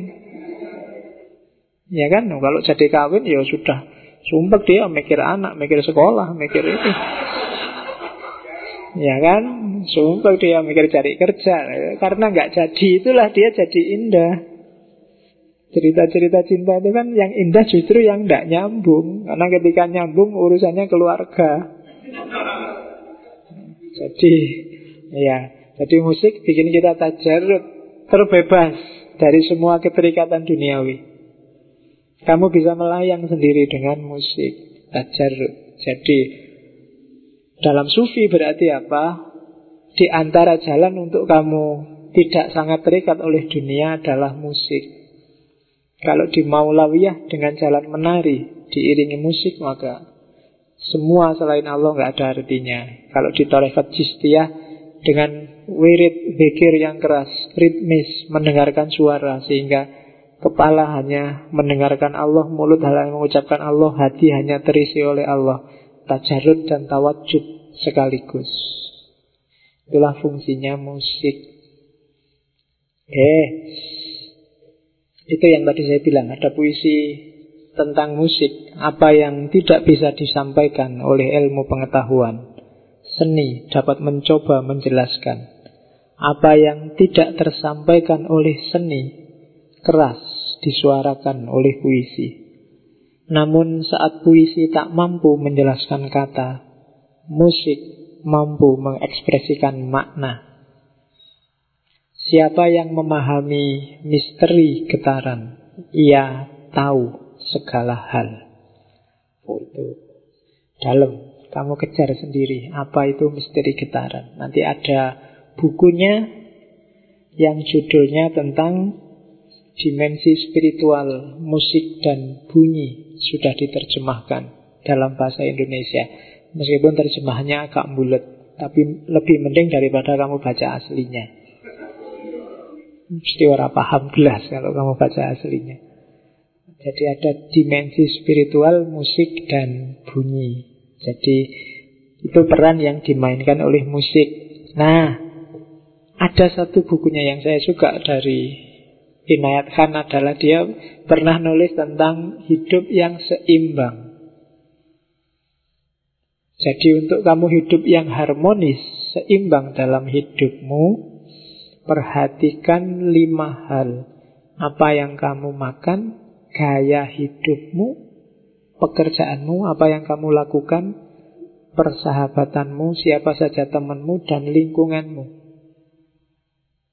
Makanan, nanti dia punya teori, ada makanan yang membuat orang tenang, kalem, ada makanan yang membuat orang overaktif, hiperaktif, ada makanan yang membuat orang kacau, metabolismenya. Pilihlah, ya nanti jenisnya banyak. Yang bikin orang tenang, kalem itu kebanyakan makanan yang tidak bernyawa. Itu yang bikin banyak orang vegetarian dalam dunia sufi. Ada makanan yang bikin orang aktif. Sebenarnya tidak jelek-jelek amat, cuma kadang-kadang kalau over bikin orang juga over. Yang saya ingat antara lain daging ayam, kemudian ikan tertentu. Kalau sayur bangsanya lombok, bawang, dan lain sebagainya. Terus ada yang mengacaukan metabolisme, lawannya tenang, bikin hidup jadi tidak tenang, melonjak-lonjak. Daging merah antara lain kambing. Kalau kamu makan kambing, hati-hati ada yang melonjak-lonjak nanti. Ya kan? Itu yang diperhatikan juga kalau di dunia sufinya Inayat Khan. Hiduplah seimbang. Hati-hati yo, jangan terlalu banyak makan yang bikin melonjak-lonjak. Seandainya terpaksa makan, imbangilah dengan makanan yang menenteramkan tadi. Kalau kita kan sering tidak imbang, monoton. Ya kalau makan jenis pertama saja, ya nanti hidupmu jadi agak melempem. Ya, yang sayur-sayur dengan ndak banyak gerak, kamu males kerjaannya ngeleset terus itu. Jadi Pak cari makan jenis kedua ya, ketiga ya, cuma agak imbang. Karena penyakit di mana-mana karena kamu nggak seimbang. Yang mentang-mentang punya uang tiap hari makan ayam, daging itu. Yang sini nggak punya uang, tempe lagi, tahu lagi, tempe lagi, tahu lagi. Tiap hari pramukaan. Oke, jadi itu ya kan pramuka kan gitu, tempe tahu seragamnya pas. Iya. Jadi kalau dulu zaman saya dulu gitu, lauknya apa mas? Pramuka. Ya, pramuka berarti kan coklat muda sama coklat tua, tempe tahu. Oke. Yang kedua pola hidup pasti. Pekerjaan, cari pekerjaan yang sesuai passionmu. Kalau bahasanya orang sekarang. Sangat gawat kalau pekerjaanmu kamu tidak suka. Meskipun ada penghasilannya, tapi itu menggerogoti hidupmu pasti. Terus persahabatan. Jangan salah, teman itu juga sumber gelisah, tapi juga sumber bahagia. Begitu kamu salah milih teman, kamu rasakan sendiri akibatnya. Hidupmu tidak akan seimbang. Jadi hati-hati, nyari teman yang sesuai frekuensimu. Begitu tidak nyambung, akan jadi penderitaan bagimu. Meskipun sangat dekat, tapi kalau tidak nyambung ya susah. Yang terakhir lingkungan. Ya kan, lingkungan harus kondusif. Kalau kamu anak sangat soleh, jangan nyari kos-kosan di dekat-dekat Sarkem apa Doli apa. Ya, tiap hari kamu tekanan batin mesti. Ya kan, jadi lingkungan penting. Kalau kamu suka nyak-nyakan sak karepe dhewe, jangan jadi takmir. Stres kamu nanti. Sebentar-sebentar suruh nyapu, suruh adan, suruh bikin teh, suruh tidak nyambung. Jadi lingkungan penting, perhatikan. Cari yang sesuai passionmu. Oke. Jangan sampai kamu kamar kos-kosan, yang satu suka musik, yang satu suka hening. Wah, itu alamat itu sudah. Dua-duanya akan tersiksa. Yang satu suka musik tiap hari sepi banget toh.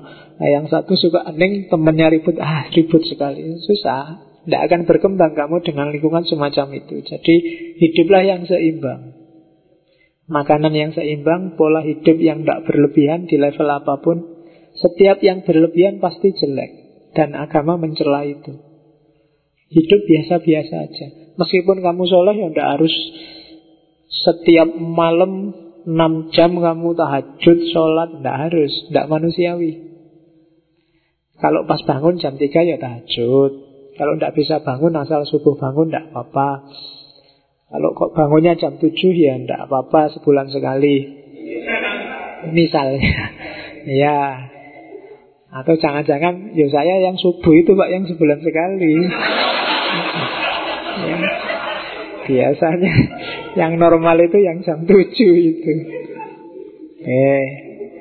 Ya kamu atur sendirilah yang seimbang. Oke, terakhir saya ingin ngasih nasihat dari Inayat Han. Setiap orang pasti butuh guru, butuh mursyid. Apalagi yang ingin mendalami dunia sufistik. Cari guru yang benar. Ini inspirasi dari Inayat Han ya. Guru yang bagus itu katanya Inayat Han. Ini paling agak berlawanan dengan teori-teori pembelajaran modern. Dia punya teori yang khas. Ini guru torekot. Guru yang bagus adalah dia tidak akan jawab pertanyaan muridnya kalau muridnya belum siap.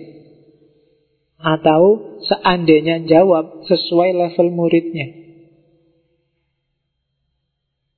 Ada anak kecil tanya, kenapa sih kok tidurnya harus jam 9? Itu kalau kamu jelaskan dengan teori aslinya yang jelimet, itu mencelakakan anak kecilnya. Ya kan, kalau kamu menjelaskan gini loh Dek, metabolisme kita ya kan. Sementara kan kamu jawabnya cukup, kalau malam ada hantu loh, hati-hati. Itu kan bohongi sebenarnya, tapi levelnya dia baru nyampe itu. Kalau kamu jawab apa adanya mungkin malah merusak. Jadi maksudnya apa? Guru yang baik adalah guru yang ngerti level yang dia ajar. Jadi cari guru yang bisa semacam ini. Jangan guru yang pokoknya seberapapun muridnya podo gayane. Dimanapun muridnya sama. Itu biasanya gawat. Terus kadang-kadang guru itu harus nguji dulu.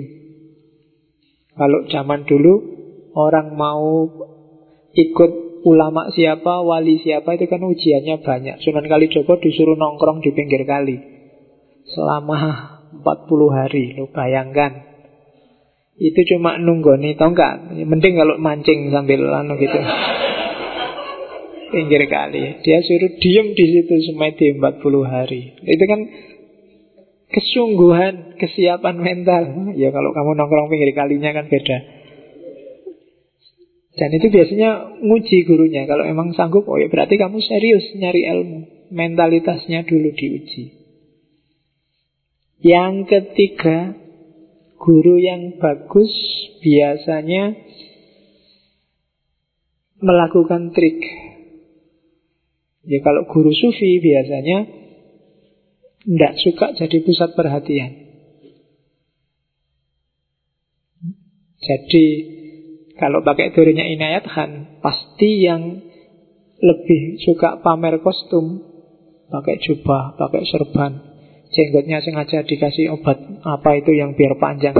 Itu berarti dia hanya ingin memperhatikan kostum dan pasti bukan guru yang bagus. Kan ada itu kan di kisahnya siapa? Di Idrisah, kisah-kisah sufi itu kan ada seorang yang merasa dirinya sufi, kemana-mana pakai sorban, pakai jubah, jenggotnya panjang, bawa tongkat. Tiba-tiba ada anjing lewat, anjing itu langsung gigit orang ini marah, anjingnya dipukuli. Terus saya lupa di Idrisah itu, anjingnya gak terima ketemu Nabi Musa. Nabi Musa katanya, Nabi Bila kamu itu ya usil, ada orang lewat kok malah kamu gigit. Lah dia gayanya kayak sufi. Sufi itu kan biasanya sabar.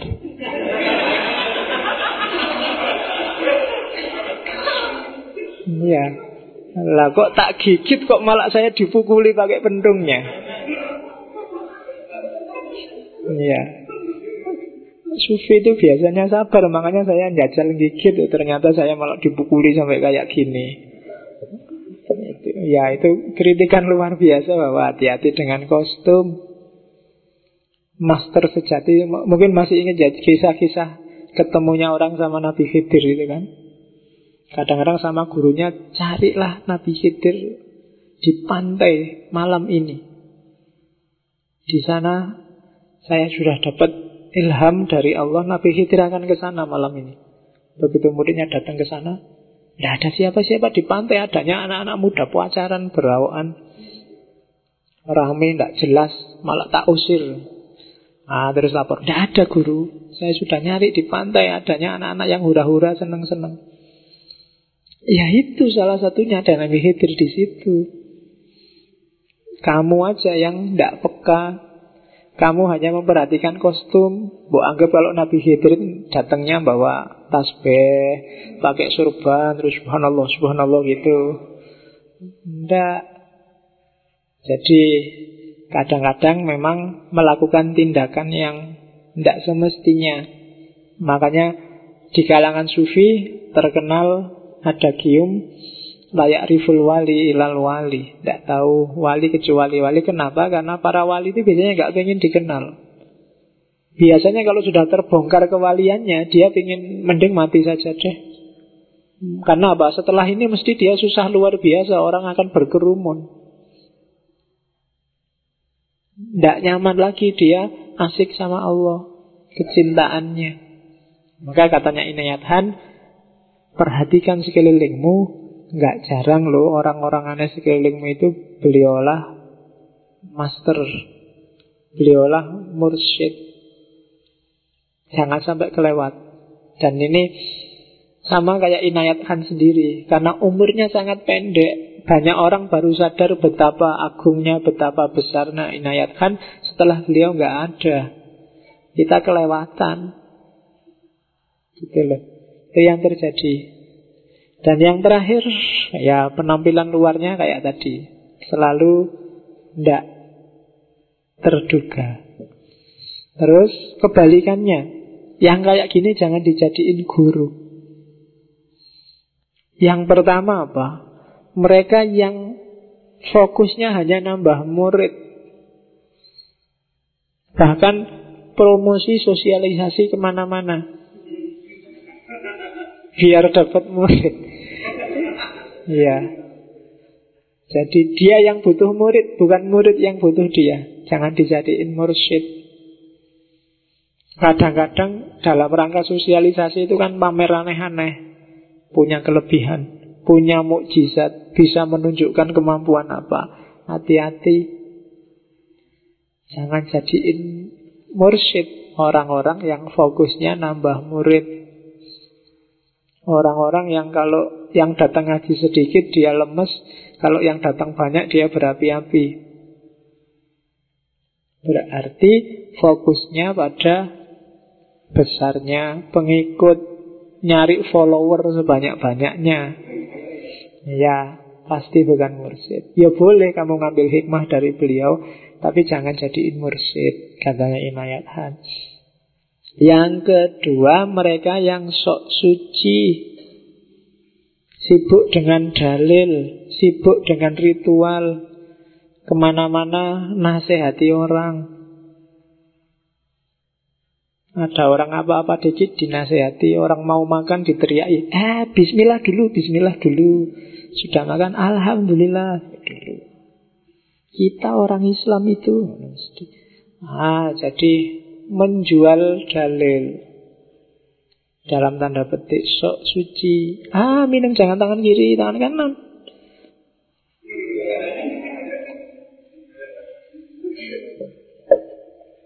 Ya, yang sok kayak gini hati-hati untuk dijadiin mursyid.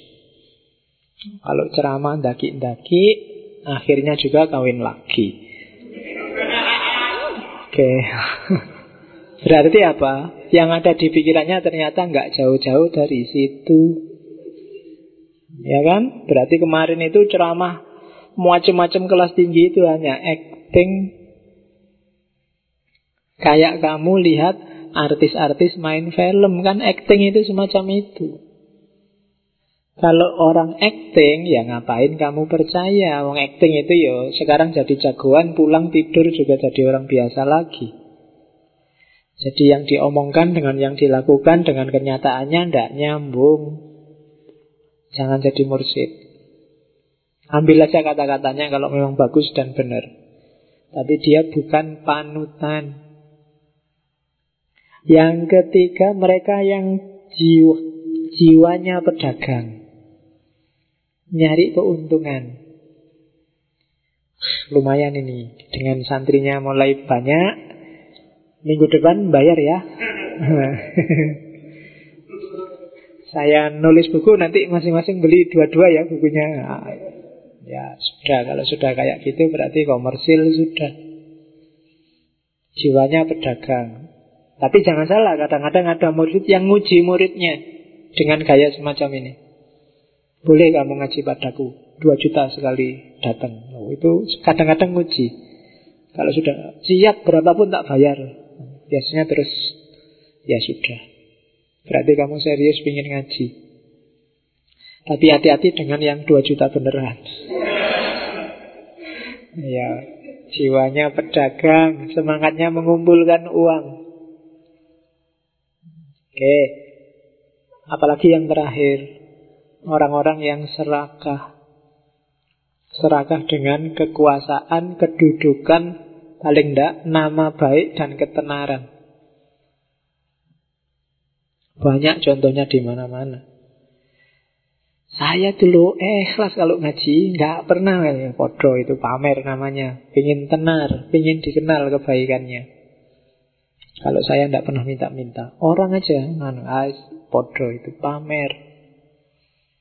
Hati-hati dengan orang-orang semacam ini. Dirimu akan dijadiin objek pamernya dia. Ya kan? Ingin selalu di-mention di Facebook, ingin selalu di-tag, ingin selalu dikenal. Tidak layak jadi mursyid. Cari mursyid yang baik, yang benar. Karena kunci pertumbuhan spiritualmu kalau kamu dapat penunjuk arah yang benar. Oke. Apakah tidak boleh Pak kalau ada orang pintar gayanya kayak gini? Ambil aja ilmunya, manfaatkan kepandaiannya, cuma jangan dijadikan panutan. Boleh kamu ngambil dari ustadz siapa saja yang ada di TV, tapi kalau memang indikasinya pamer, pingin dikenal, pingin tenar, ya mending cari mursyid yang lain. Oke. Terus ini ada beberapa quotes, kamu baca sendiri nanti. Sifat cinta sama seperti air dan tanah. Apabila engkau tidak cukup menggali, yang kau peroleh adalah air keruh. Apabila engkau cukup menggali, yang kau peroleh adalah air bersih dan jernih. Kalau cinta jangan tanggung-tanggung. Cintailah sedalam-dalamnya, bukan sebanyak-banyaknya loh ya. Ya. Iya, kalau sebanyak-banyaknya nanti kamu cabangnya banyak.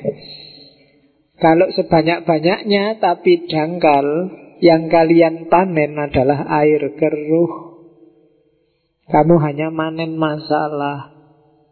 Percayalah itu. Cinta akan jadi sumber kemalanganmu, karena kamu hanya dapat air keruh. Cintailah sejernih mungkin, sedalam mungkin. Kamu akan menemukan keindahannya. Kalau enggak, kalau cintamu dangkal, mungkin hanya berhenti di fisiknya, berhenti di kenikmatan yang kamu dapat, pasti itu tidak akan tahan lama. Kalau sebabmu mencinta hanya faktor yang tidak berumur panjang, cintamu juga tidak berumur panjang. Kalau hanya kecantikan, kekayaan, ketenaran, popularitas, semuanya tidak berumur panjang. Pada saatnya akan selesai. Maka kamu akan ketemu dengan air keruh. Cari yang air jernih. Some people look for a beautiful place. Others make a place beautiful. Ada orang yang nyari tempat-tempat yang indah. Tapi ada juga orang yang membuat satu tempat yang biasa-biasa jadi indah. Pilihlah jadi orang kedua. Dimanapun kamu hadir, tempat itu jadi indah. Bukan orang yang nyari-nyari tempat yang indah. Dimanapun kamu ada, tempat itu jadi indah. Karena kamu sendiri suka keindahan dan kemana-mana membawa keindahan. Dari mana keindahan itu? Love and harmony. Cinta dan keseimbangan. Jadi indah, tidak indah, tentram, nyaman, dan semua yang sejenis itu adanya dalam dirimu sendiri. Jangan dicari di mana-mana. Kamu tidak akan ketemu. Apakah harus ke Bali? Apakah harus ke Singapura? Apakah harus ke Malaysia? Tidak. Meskipun kamu ke Bali, tapi kalau batinmu galau, Bali tidak akan ada rasanya. Singapura nggak akan ada rasanya. Malaysia nggak akan ada rasanya. Perancis nggak akan ada rasanya. Tiwas kamu dibantai ISIS di sana. Ya kan? Batinmu sendiri yang harus indah. Maka semua tempat akan jadi indah. Kayak kamu kalau lagi seneng, lagi bahagia itu loh. Dimanapun tempatnya, ketika kamu sedang bahagia, tempat itu jadi indah. Tapi ketika kamu sumpek, dimanapun tempatnya, tidak akan ada yang indah. Jadi, some people look for a beautiful place. Others make a place beautiful. Mengetahui kebenaran itu mudah. Yang sulit adalah menjadi benar.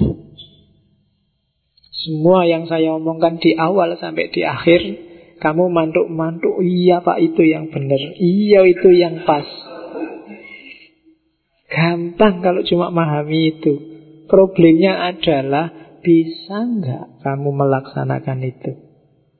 Bisa nggak hidupmu semacam itu? Yang sulit itu.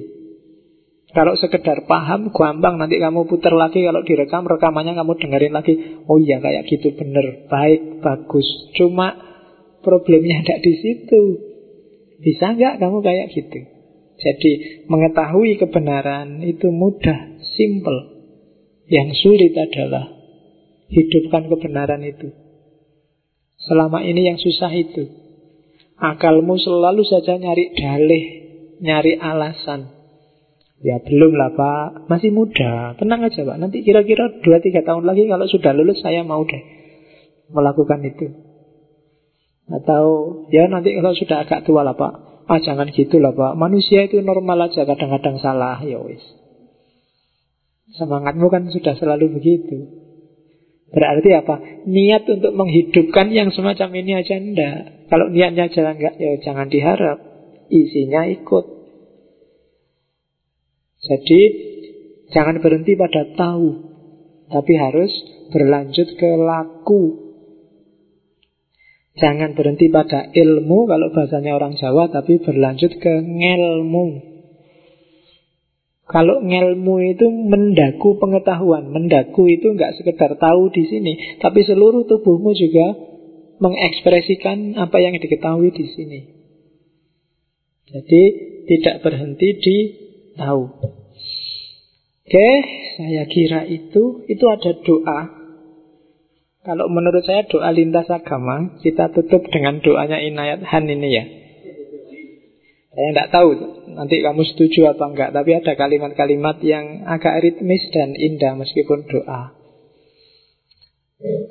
Tuhan yang Maha Pengasih, ini maksudnya Alhamdulillah. Terus sholawat. Ya, sekedar Alhamdulillah aja ritmiskan. Coba setelahnya itu sholawat sebenarnya. Guru dan penyelamat seluruh umat manusia, kami menyalamimu dengan segala kerendahan hati. Engkaulah sebab awal dan akibat akhir. cahaya ilahi serta malaikat pembimbing yang awal dan yang akhir. Cahayamu berada dalam setiap wujud, kasihmu berada dalam setiap makhluk, dalam setiap ibu yang mencintai, dalam setiap ayah yang baik hati, dalam setiap anak yang berhati jernih, dalam setiap sahabat yang siap menemani, dalam setiap guru yang memberi inspirasi. Izinkan kami mengenalimu dalam setiap nama dan wujudmu, sebagai Rama, sebagai Krishna, sebagai Siwa, sebagai Buddha. Biarkan kami mengenalimu sebagai Ibrahim, sebagai Sulaiman, sebagai Zarathustra, sebagai Musa, sebagai Isa, sebagai Muhammad, dan dalam setiap nama dan wujud lainnya, baik yang diketahui maupun tidak oleh dunia. Kami mencintai masa lalumu, jiwa kami terang oleh masa kinimu, dan untuk masa depan kami memohon kasihmu. Wahai utusan Tuhan, penyelamat, Rasul Allah, Sang Nabi, Engkau yang hatinya senantiasa menggapai ketinggian ilahi. Ketika Dharma hendak sirna bagaikan merpati surgawi, Kau datang dengan membawa pesan ilahi bagaikan cahaya yang menerangi bulan. Dia mengisi mulutmu dengan ucapan-ucapan sesuai dengan yang dia inginkan. Semoga cahaya ilahi yang menerangi jiwamu menerangi pula jiwa mereka yang mencintaimu. Semoga pesan ilahi ini tersebar kemana-mana dan menerangi seluruh umat manusia, serta menjadikannya satu bersaudara di bawah kekuasaan Allah yang satu adanya. Amin. Amin. Doanya. Oke, saya kira itu. Ketemu lagi insyaallah minggu depan. Wallahul muwaffiq, wallahu a'lam bissawab, wal afu minkum. Wassalamualaikum warahmatullahi wabarakatuh.